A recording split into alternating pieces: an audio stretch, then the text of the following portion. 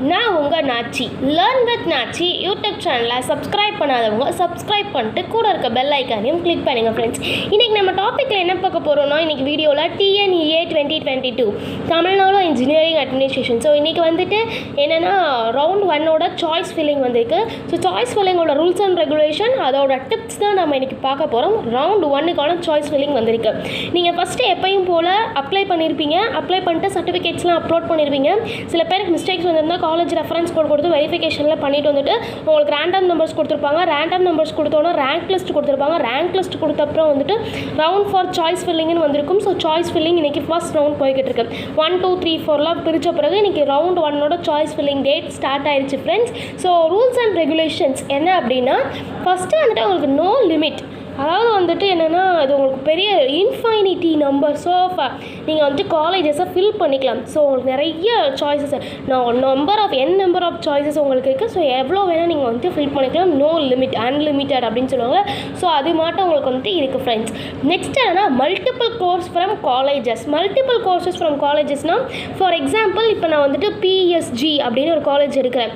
இந்த காலேஜில் நான் CSE மட்டும்தான் எடுக்கணும்னு இல்லை, நான் ECE பிரான்ச் எடுத்துக்கலாம், மெக் எடுத்துக்கலாம், மெக்கட்ரானிக்ஸ் எடுத்துக்கலாம், ஏரோஸ்பேஸ், என்னென்ன வேணுமோ எனக்கு multiple courses from the college. So இது வந்துட்டு ரூல்ஸ் அண்ட் ரெகுலேஷன் செகண்டாக இருக்குது. தேர்ட் ஒன் வந்துட்டு வேக்கன்சிங்கிறது ரொம்ப இம்பார்ட்டன்ட் ஒரு ரூல்ஸ். இது நீங்கள் ரவுண்ட் 1 இருந்தீங்கன்னா ஃபீல் பண்ணணும்னு அவசியமே இல்லை ஃப்ரெண்ட்ஸ். ஆனால் 2 3 4 வந்து கொஞ்சம் கன்சிடர் பண்ணணும். இப்போ BCயாக இருந்தாங்க அப்படின்னா அவங்க OCலையும் ஃபில் பண்ணிக்கலாம். அதுக்கு இதை எப்படி பிரிப்பாங்கன்னா கம்யூனிட்டி ரேங்க் அப்படின்னு வச்சு பிரிப்பாங்க. ஸோ SCயாக இருந்தாங்க அப்படின்னா அவங்க வந்துட்டு OCலையும் ஃபில் பண்ணிக்கலாம். அடுத்து வந்துட்டு SCCA அப்படின்றதுலையும் ஃபில் பண்ணிக்கலாம். SCயில் ஃபில் பண்ணலாம், OCயில் ஃபில் பண்ணலாம், SCCA இவங்களுக்கு கொஞ்சம் ஸ்பெஷல். ஸோ BCயாக இருக்கவங்க OCயில் மட்டும்தான் அப்ளை பண்ண முடியும்.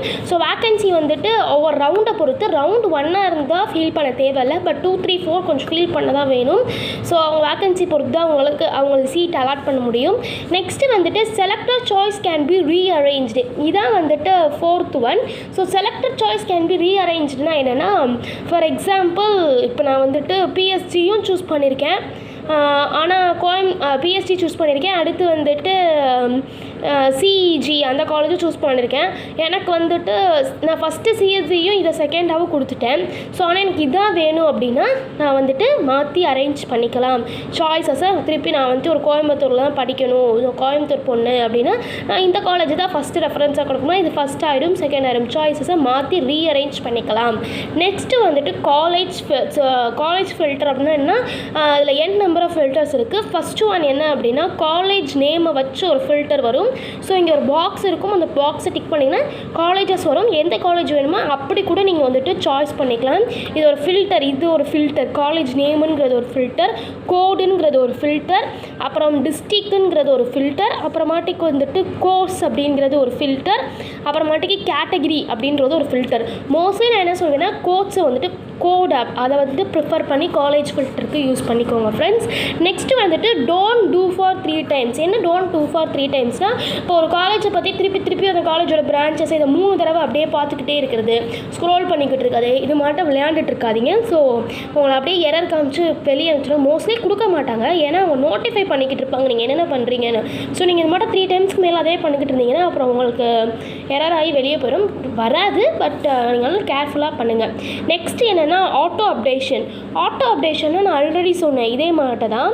இப்போ ஃபார் எக்ஸாம்பிள் நான் ஃபஸ்ட் டைம் வந்துட்டு CEG கொடுத்துட்டேன், நெக்ஸ்ட்டு வந்துட்டு PSG கொடுக்குறேன். இப்போ எனக்கு என்னென்னா நான் ஃபஸ்ட்டு இதை தான் வைக்கிறேன், ஓகே. அப்போ திருப்பி போயிட்டு சேவ், கண்ட்ரோலர்ஸ் இதெல்லாம் நான் கொடுக்கணும்னு அவசியம் இல்லை, ஆட்டோமேட்டிக்காக அது அப்டேட் ஆகும். அதுதான் ஆட்டோ அப்டேஷன், ஓகே. நெக்ஸ்ட்டு வந்துட்டு சாய்ஸ் லாக்கிங், இது ஒரு இம்பார்ட்டன்ட். இப்போ ஃபார் எக்ஸாம்பிள் 10 11 12 உங்களுக்கு சாய்ஸ் ஃபில்லிங் டேட் கொடுத்துருக்காங்கன்னா 10லே போனோடனே லாக் பண்ணிடாதீங்க, ஓகே. நான் என்ன சொல்கிறேன்னா லிமிட் ஆஃப் காலேஜ் நீங்கள் எவ்வளோ வேணால் கொடுத்துக்கலாம், 37 கூட கொடுக்கலாம், 87. என் ஃப்ரெண்டெல்லாம் 40 காலேஜஸ்லாம் கொடுத்துருக்கா.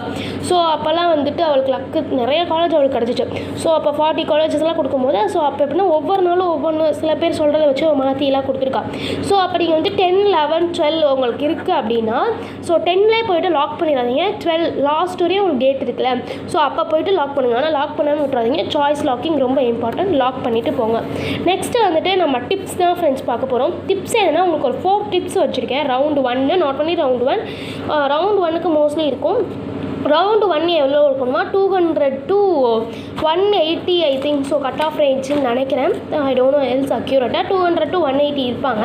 ஸோ அவங்களோட ரேங்க் எப்படி இருக்கும்னா ரேங்க் படி பார்த்தோம்னா ஃபஸ்ட்டு ரேங்க்லேருந்து 14,788 ரேங்க் வரையும் இருப்பாங்க. ஸோ உங்களுக்கு வந்து பார்ட்டிசிபேஷன் காம்படிஷன்ஸ் வந்துட்டு கம்மியாக தான் இருக்கும் while comparing to 3 and 4th ரவுண்டை பொறுத்தவரையும். ஸோ round 1ல் இருக்கிறது உங்களுக்கு இன்னொரு அட்வான்டேஜ் என்னென்னா round 1ல் இந்த வேக்கன்சின்னு சொன்னேன் பார்த்தீங்களா அந்த டிப்ஸில் ரூல்ஸில். ஸோ அது வந்துட்டு நீங்கள் கவலைப்படணும்னு அவசியம் இல்லை. ஸோ நீங்கள் என்ன வேணாலும் ஃபில் பண்ணிக்கலாம். ஸோ உங்களுக்கு வேக்கன்சி பற்றி அது உங்களுக்கு ஒரு பிக்கெஸ்ட் அட்வான்டேஜ். round 1 பொறுத்தவரையும் நீங்கள் ஹாப்பியாக இருக்கலாம். round 1ல் நான் என்ன சொல்வேன்னா இந்த 200 எடுத்த கட் ஆஃப் பர்சன் எவ்வளோ ஹாப்பியாக இருக்கிறோ அதே மட்டும் தான் இந்த 180 எடுத்தவங்களும் ஹாப்பியாக இருப்பாங்க.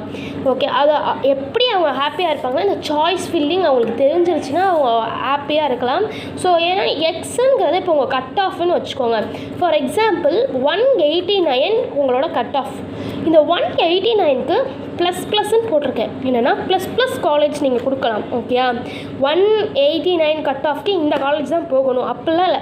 நீங்கள் என்ன காலேஜ் அந்த சிஇஜி ஃபஸ்ட்டு காலேஜ் இருக்குல்ல, ஸோ அந்த காலேஜ் கூட கொடுக்கலாம். ஏன்னா 200 எடுத்தவங்க மட்டும்தான் அந்த காலேஜ் கொடுக்கணுமா? இல்லை நீங்கள் 189 எடுத்தீங்கன்னா அந்த காலேஜ் கொடுங்க. ஓகே, நம்மளை விட கம்மியாக இருக்கே அப்படிலாம் போகாதீங்க. இப்போ ஃபார் எக்ஸாம்பிள் நீங்கள் 189 எடுத்துகிட்டு சிஎஸ்சி போகணும் இந்த சிஇஜியில் அப்படின்னு நினைப்பீங்க. ஆனால் நீங்கள் கொடுத்துருக்க மாட்டீங்க, எங்கே நமக்குலாம் கிடைக்காது அப்படின்ட்டு நீங்கள் உங்களுக்கு கீழே உள்ள காலேஜும் உங்களுக்குள்ள காலேஜையும் கொடுத்து வச்சுருப்பீங்க. ஆனால் இப்போ 185 உங்களோட கம்மியாக இருக்கவர் இப்படி உங்களை மட்டும் ஒரு 10 பேர் விட்டுட்டாங்கன்னு வச்சுக்கோங்க. இப்போ 185 இருக்கவர் இதே சிஇஜியை இசிஇ கோர்ஸ் கொடுக்குறாரு அப்படின்னா அவருக்கு அந்த இடத்துல கிடைக்கும். ஏன்னா உங்களை மட்டும் ஒரு 10 பேர் விட்டுட்டாங்க இந்த காலேஜஸை. ஸோ இவர் கொடுத்துருக்காருன்னா இப்போ இவர் சீட்டு வந்துட்டு இங்கே ஃப்ரீயாக இருக்கும். ஸோ அதனால் அவங்கள சூஸ் பண்ணிக்குவாங்க. அப்போ நீங்கள் இந்த இடத்துல என்னவா இருப்பீங்க? லூசராக இருப்பீங்க, அவர் வின்னராக இருப்பார். இதுக்கு என்னது இந்த டிப்ஸ் உங்களுக்கு தெரிஞ்சிருக்கணும். இந்த சாய்ஸ் ஃபில்லிங் அப்படிங்கிறது ஒன்று உங்களுக்கு நல்லா தெரிஞ்சிருந்துச்சு அப்படின்னா உங்களுக்கு இந்த பிரச்சனையே கிடையாது. ஸோ X++ நீங்கள் கொடுக்கலாம்.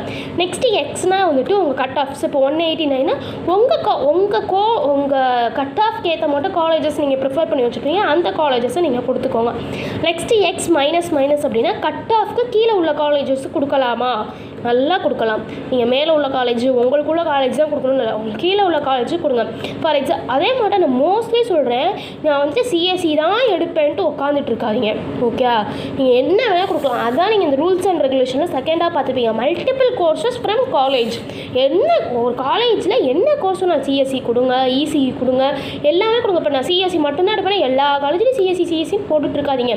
ஏன்னா இப்போ ஒரு 190 எடுத்த வரைக்கும் அந்த சிஎஸ்சி சீட்டு கிடச்சிருச்சுன்னா உங்களுக்கு அடுத்த உள்ளதாக பார்ப்பாங்க. அப்போ இசிஇ சீட்டு கொஞ்சம் வேக்கன்சியாக இருக்குன்னா அடுத்து இசிஇ கொடுப்பாங்க. நீங்கள் சிஎஸ்சியை மட்டும் கொடுத்துட்டு போயிருந்தீங்கன்னா அப்போ round 2க்கு தான் நீங்கள் போகணும். இந்த மாதிரி சாய்ஸ் ஃபில்லிங் டிப்ஸை விட்டுறாதீங்க ஃப்ரெண்ட்ஸ். இதெல்லாம் ஒரு இம்பார்ட்டண்டான டிப்பு. நல்லா எவ்வளோ கோர்சஸ் வேணாலும் நீங்கள் கொடுங்க, கண்டிப்பாக கொடுங்கன்னு தான் நான் சொல்லுவேன்.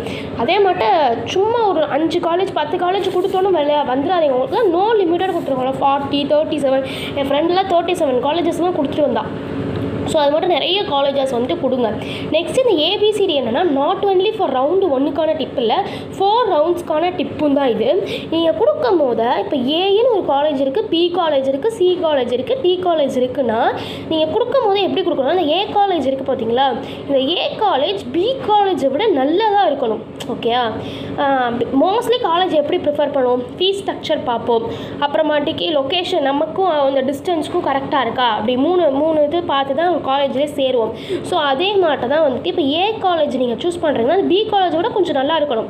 நீங்கள் வந்துட்டு ஏ காலேஜை நல்லா கொடுக்காம பி காலேஜை டாப்பில் கொடுக்கக்கூடாது. ஓகே, எப்போவுமே இந்த டிசெண்டிங்கில் இருந்து அசெண்டிங் போங்க. ஓகே, ஏவை விட பியை விட ஏ நல்லா இருக்கணும், சியை விட பி நல்லா இருக்கணும், டியை விட சி நல்லா இருக்கணும். அப்படி தான் நீங்கள் வந்துட்டு காலேஜஸ் கொடுக்கணும். மோஸ்ட்லி வந்துட்டு கோர்ஸஸை வச்சு காலேஜ் டிசைட் பண்ணாதீங்க. ஸோ காலேஜ் வச்சு கோர்ஸ் டிசைட் பண்ணுங்கள். மொத்தம் நல்ல காலேஜாக எடுங்க. Courses n number of courses இருக்குது. ஸோ காலேஜை நல்லா ப்ரிஃபர் பண்ணி அதுலேருந்து கோர்ஸ் எடுங்க. அதுதான் என்னோடய பர்சனல் இது.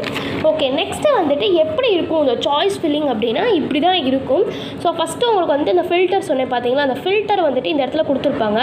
நெக்ஸ்ட்டு வந்துட்டு இங்கே ஆட்டோ சேவ்னு ஒன்று கொடுத்துருப்பாங்க, ப்ளஸ்ஸு லாக்கு சாய்ஸ் ஆர்டர், கோடு, காலேஜ் நேம், பிரான்ச்சஸ், இப்படி ஒரு பாக்ஸ் கொடுத்துருப்பாங்க. இது என்னென்னா டெலீட். ஓகே, அதை தான் அப்படி வரைஞ்சிருக்கேன். ஓகே, டெலீட் மட்டும் இருக்காது, அது டெலீட் பாக்ஸ், அந்த குப்பை தொட்டி இருக்குல்ல அது.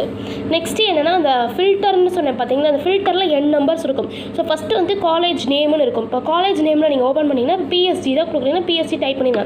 இந்த இடத்துல ஒரு பாக்ஸ் இருக்குது, அந்த பாக்ஸை டிக் பண்ணிங்கன்னா நீங்கள் உங்களுக்கு வந்து சாய்ஸ் ஆர்டரில் 1 கோடு வந்துட்டு, இப்போ ஃபார் எக்ஸாம்பிள் பிஎஸ்சியோட கோடு 1ன்னு வச்சுக்கோங்க, எக்ஸாம்பிளுக்கு சொல்கிறேன். அப்போ காலேஜ் நேம் நீங்கள் பிஎஸ்சின்னு டிக் பண்ணாலும் பிஎஸ்சி வந்துடும். இங்கே நீங்கள் போய்ட்டு பிரான்ச் டிக் பண்ணிங்கன்னா இசிஇ, சிஎஸ்சி, எம்இ, இது மெக்கானிக், சிவில் இப்படி இருக்கும். ஸோ உங்களுக்கு சிஎஸ்சி தேவையா, சிஎஸ்சியை டிக் பண்ணிங்கன்னா இந்த இடத்துல சிஎஸ்சி அப்படின்னு வந்துடும், முடிஞ்சிடும். இப்போ அடுத்து திருப்பியும் போய்ட்டு நீங்கள் காலேஜ் நேம் கொடுப்பீங்க. அப்போ காலேஜ் நேம் கொடுக்கும்போது உங்களுக்கு இப்போ வந்துட்டு என்ன காலேஜ் வேணும், இப்போ எஸ்என்எம் அப்படின்னு ஒரு காலேஜ், எஸ்எஸ்என் அப்படின்னு ஒரு காலேஜ் கொடுக்குறேன்னா இங்கே எஸ்எஸ்என் செகண்ட் ஒன். இப்போ இது வந்துட்டு ஒரு B115, ஸோ சம்மதர் ஏதோ ஒரு கோடில் இருக்குது. ஸோ இங்கே வந்துட்டு அது என்னவா ஃபில் ஆகும், இப்போ எனக்கு எஸ்எஸ்எனில் இசிஇ வேணும், அப்போ இசிஇ. திருப்பி நீங்கள் போகிறீங்க காலேஜ் நேமு, கோடு. நான் மோஸ்ட்லி ஃபில்டரில் என்ன சொல்லுவேன்னா கோடை பொறுத்து கொடுங்க. ஏன் அப்படி நான் சொல்கிறேன்னா, இப்போ நீங்கள் ப்ரிஃபர் பண்ணுற காலேஜ் ஆனது சென்னையிலையும் இருக்கும், மதுரையிலையும் சேம் காலேஜ் இருக்கும். ஆனால் நீங்கள் உங்களுக்கு தேவை சென்னையில் தான் தேவை, நீங்கள் உங்களுக்கு கோட் தெரியாமல் நீங்கள் மதுரையில் கொடுத்துருப்பீங்க, அது உங்களுக்கே தெரியாது சாய்ஸ் ஃபில் பண்ணும் போது. ஸோ அப்படி நீங்கள் கொடுத்துட்டீங்க அப்படின்னா உங்களுக்கு மதுரை காலேஜ் தான் கிடச்சிருக்கும், நீங்கள் நினச்ச சென்னை காலேஜ் கிடச்சிக்காது. ஏன்னா ஒவ்வொன்றுக்கும் ஒவ்வொரு காலேஜுக்கும் கோடு இருக்கும். ஸோ நல்லா கோடை பார்த்துட்டு அந்த காலேஜஸை நீங்கள் போடுங்க. ஓகே, இல்லை அந்த ஃபில்டரில் போய்ட்டு கோடுன்னு தட்டுங்க, இந்த இடத்துல கோடானது வந்துடும். ஸோ அதுக்கடுத்து என்னென்னா தேர்ட் ஒன் என்னென்னா, இப்போ தேர்ட் காலேஜ் நான் வந்துட்டு எம்ஐடி கொடுக்குறேன் அப்படின்னா எம்ஐடியில் உள்ள இப்போ எனக்கு இசிஇ வேணும்னா இசிஇ ஃபில் ஆகும். ஸோ காலேஜ் நேம் வந்துட்டு இங்கே வந்துட்டு எம்ஐடி, இங்கே வந்துட்டு இசிஇ ஃபில் ஆகும், இங்கே அதோட கோடு வந்துட்டு இருக்கும். ஸோ அப்போ இங்கே வந்துட்டு இது என்ன அப்படின்னா டெலிட் பாக்ஸ். இப்போ எனக்கு வந்துட்டு சிஎஸ்சி வந்துட்டு வரக்கூடாது, எனக்கு இசிஇ, அதாவது வந்துட்டு எனக்கு வந்துட்டு எஸ்எஸ்என் காலேஜ் தான் எனக்கு ஃபஸ்ட்டு வரணும் அப்படின்னா இந்த பட்டன் இருக்குது பார்த்தீங்களா, இந்த ஃபார்வர்ட் பட்டனை ப்ரெஸ் பண்ணிங்கன்னா இது மேலே போயிடும், இது கீழே வந்துடும். ஓகேயா, ஏன் ஃபஸ்ட்டு ஒனுக்கு மட்டும் இவங்க வந்துட்டு பேக்வேர்டு மட்டும் கொடுத்துருக்காங்க, ஃபஸ்ட்டு ஒனுக்கு ஃபார்வர்டில் எந்த காலேஜும் இல்லை. ஸோ அது நீங்கள் போகும்போது ஆட்டோமேட்டிக்கலாக இங்கே 2 போகாது, இங்கே 1ன்னு இருக்கும், இங்கே 2 ஆஸ் யூஷுவல் இருக்கும். இது மட்டும்தான் உங்களுக்கு வந்துட்டு மாறும். ஓகேயா, ஸோ அதுக்கடுத்து வந்துட்டு இசிஇ இது மட்டும் ஒவ்வொன்றுக்குமே நீங்கள் மாற்றிக்கணும்னா அது ஃபார்வர்ட் பேக்வேர்டு கொடுத்துக்கோங்க. டெலிட் இதை நீங்கள் ப்ரெஸ் பண்ணிட்டீங்கன்னா இந்த என்டையர் ஐட்டம் டெலிட் ஆகிடும். இது ஃபஸ்ட்டு ஒன் ஆயிடும், இது செகண்ட் ஒன் ஆயிடும், அதுக்கடுத்து இந்த பிஎஸ்ஜி அதெல்லாம் மாறிடும் ஆட்டோமேட்டிக்காக. டெலிட்டுன்னு கொடுத்தீங்கன்னா என்டையர் டெலிட் ஆகும், இந்த ஃபார்வர்ட் பேக்வேர்டு கொடுத்தீங்கன்னா ஃபார்வர்ட் பேக்வேர்டு வரும். ஸோ இப்படி தான் வந்துட்டு உங்களுக்கு என்ன இருக்கும்னா ஒரு அந்த சாய்ஸ் ஃபில்லிங் பேஜஸ் இருக்கும். ஸோ இது மட்டும் நீங்கள் கரெக்டாக கொடுத்துட்டு எண்ட் பண்ணிடுங்க. ஸோ உங்கள் ரவுண்ட் 1க்கு சாய்ஸ் ஃபில்லிங் ஸ்டார்ட் ஆகிடுச்சு. ஸோ ஃபில் பண்ணுங்கள், டிப்ஸ் அண்ட் இதெல்லாம் பார்த்துட்டு ஃபில் பண்ணுங்கள். ரவுண்டு 2 ரவுண்டு 3க்கெலாம் வேணும்னா கமெண்ட் செக்ஷனில் கமெண்ட் பண்ணுங்கள், நான் உங்களுக்கும் கொடுக்குறேன், உங்களுக்கும் நல்ல காலேஜஸ் கிடைக்கும். ஸோ ஃபீல் பண்ணாதீங்க நம்ம ரவுண்டு 4ல் வந்துட்டோம் அப்படிலாம். ரவுண்டு 4ல் வந்தவங்கனாலையும் நல்ல காலேஜஸ் எடுக்க முடியும். ஸோ இதுவரையும் லேர்ன் வித் நாச்சி யூடியூப் சேனலை சப்ஸ்கிரைப் பண்ணாதவங்க சப்ஸ்கிரைப் பண்ணிவிட்டு கூட இருக்க பெல் ஐக்கானையும் கிளிக் பண்ணுங்கள் ஃப்ரெண்ட்ஸ். தேங்க்யூ.